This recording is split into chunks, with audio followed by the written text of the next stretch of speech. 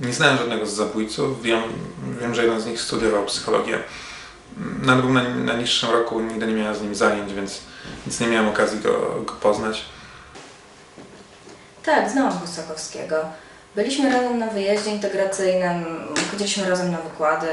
Nie był duszą towarzystwa, ale nie jest tak, że trzymał się gdzieś z boku. Dużo rysował, robił naprawdę niezłe szkice. Znał się na komputerach, dużo rozmawiał o grach, interesował się anime, filozofią, religią. To nieprawda, co mówili, że był gotem. Słuchał różnej muzyki, rock, metalu, elektronicznej, klasycznej. Pożyczaliśmy sobie nawet nawzajem płyty. Nie wiem, przed tym wszystkim wydawał mi się porządnym facetem. Takim, który ma jakieś plany na przyszłość, myśli jakoś o życiu. Bywał wybuchowy, ale nigdy nie był agresywny. Często ze sobą rozmawialiśmy, ale teraz widzę, że tak naprawdę nigdy go nie poznałam. Ja nie znałam zabójców. Duńczyk podobno chodził z Moniką na jogę, ale nigdy mi o nim nie opowiadała. Nie sądzę, żeby sama znała go jakoś lepiej. W ogóle zaskoczona byłam, dowiedziawszy się, że to są studenci. Nie wiem, nie potrafię zrozumieć, jak studenci mogą strzelać do innych studentów. Policja pozwoliła mi zobaczyć ich nagrania, ale tak naprawdę wciąż nie rozumiem, dlaczego to zrobili, bo ja rozumiem, nie byli zadowoleni ze swojego życia, ale tak naprawdę kto z nas jest do końca zadowolony z życia?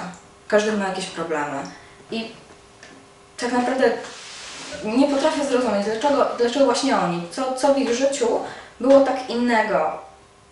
Nie wiem, myślę, że to przecież mógł być ktokolwiek inny. Sądzę, że kluczowym elementem było podejście do życia tych dwóch ludzi. Sądzę, że byli w depresji, widziałam ich nagrania. W ich zachowaniu i słowach widać było nienawiść do świata. Nie wiem, z czego ona wynikała, czy to rzeczywiście nie jest sprawa wykładowców, czy ich bliskich. Myślę, że problem jednak tkwi nie w bezpośrednich powodach, z jakich oni dokonali tej strasznej zbrodni, tylko w tym, że nikt nie zauważył żadnych sygnałów, które mogli wysyłać wcześniej, że nikt z nimi na ten temat nie rozmawiał, że być może nie mieli się do kogo zwrócić ze swoimi problemami. Mimo wszystko wydaje mi się, że te nagrania nie powinny być udostępnione. To znaczy, ja rozumiem, że ludzie chcą znać prawdę, ale jeżeli to ma zainspirować kolejne osoby do czegoś takiego, to nie wiem, bezpieczeństwo jest chyba ważniejsze. I łatwo jest walczyć o wolność słowa, jeśli się tam nie było. Odnośnie do udostępnienia taśm mam mieszane uczucia. Z jednej strony, tak jak chyba wszyscy, obawiam się, że wrzucenie takich nagrań do internetu spowoduje, że znajdą się osoby, które coś takiego potraktują jako zabawę, jako zachętę do tego, żeby też wziąć karabin, pójść mordować ludzi. Ale z drugiej strony cieszę się też, że tak się stało, ponieważ przynajmniej ja sama mam możliwość zobaczenia tych nagrań. Wcześniej nie zostały mi one pokazane, ponieważ nie jestem rodziną Moniki. Prawo polskie nie uznaje związków homoseksualnych jako związków rodzinnych. Nie chcę z tego w tej chwili robić problemu politycznego, ale widzi pan, ja naprawdę chciałam z Moniką spędzić resztę życia i mam nadzieję, że jak zobaczę te taśmy, to pomoże mi to zrozumieć, dlaczego ona musiała zginąć. Jak człowiek zaczyna studia, to wydaje mi się, że wszystko jest jeszcze przed nim, że ma czas na wszystko. I chyba właśnie wtedy zrozumiałam, że to nie jest tak.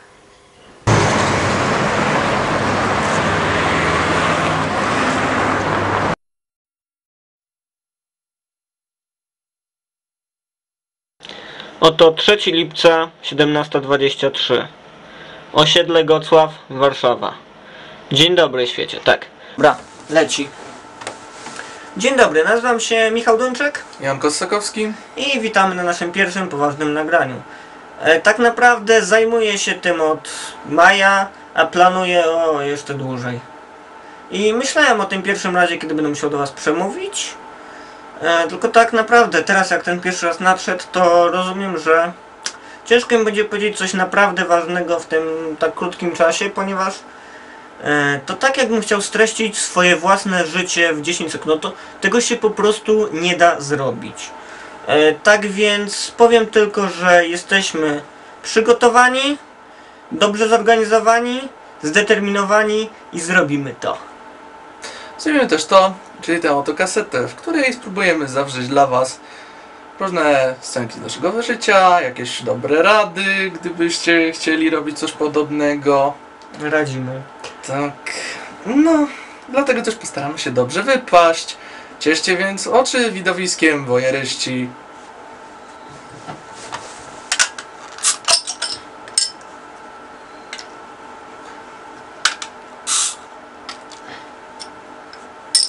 No więc dobra. Pierwszy oficjalny, ale z pianką nasuwa. Ciekawe co to znaczy. Dobra, w takim razie pierwszy oficjalny toast. Za Colorado. Zdrowie Za Colorado. Colorado.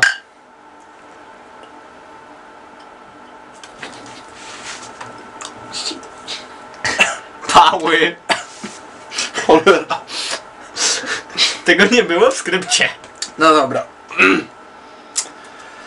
Cóż, w takich chwilach myślę, jak to mówił Sir Winston Churchill. This is not the end. This is not the beginning of the end. This is, however, the end of the beginning. Anglików już jak widać mieliśmy, to wyjeździmy coś z Polaków. Nie jest ważne jak mężczyzna zaczyna, ważne jak kończy. Dobra, więc... Jak to się wyłączy? No to proszę bardzo. To jestem ja i mój wspaniały samochód. Machina zniszczenia, tak, z tego jak widać, cóż, widać, że trochę swoje przeszedł. Tutaj już to wgniecenie po ostatnim ciekawym zdarzeniu jest zamalowane i nie widać. Ale mimo wszystko, jest to Volvo 240, prawdziwa klasyka. Wspaniały sprzęt, który potem stanie się narzędziem zbrodni. Dobra, brzmiało dość dramatycznie. Siadajmy, myślę. Więc odpalanie. Zaczynamy. Jedziemy w cudowne miejsce świętować 4 lipca. Reverse. And we're off. Na początku cudowny manewr na parkingu. To bydle jest tak wielkie i pali tak dużo, że sam nie wiem po co nim jeżdżę. Aha, nie stać mi na nowy. Żebyśmy nie walnęli w ten kosz z papierem. To będzie już dobre. Dobra, mów gdzie jechać, bo ja nie wiem jak to się kurczę wyjeżdża z tego syfu. Do tego Carrefoura. Tak jak ostatnio, teraz będzie skręt w prawo. Tak jest. And we're off. Żeby ludzie się nie bawili w namierzanie. Kogo? No nie wiem, choćby mnie. No. Za co? Nie, mam na myśli namierzanie, w zasadzie zorientują się, który jest to Carrefour. Później reverse engineering kierunku jazdy. I tak po naszych gębach nas znajdą. W sumie rację. O, a tu jest pętla 118, gdybyś ktoś już potrzebował taką perfidną wskazówkę. Kurde człowieku, tutaj ten kierunek A właściwie. skręcasz. A to jest mój blog. Tak, no właśnie go zasłoniono. Czekaj, prosto? Tu tak, prosto. Dobra, no to tu nie ma obowiązku skrętu, dzięki Bogom.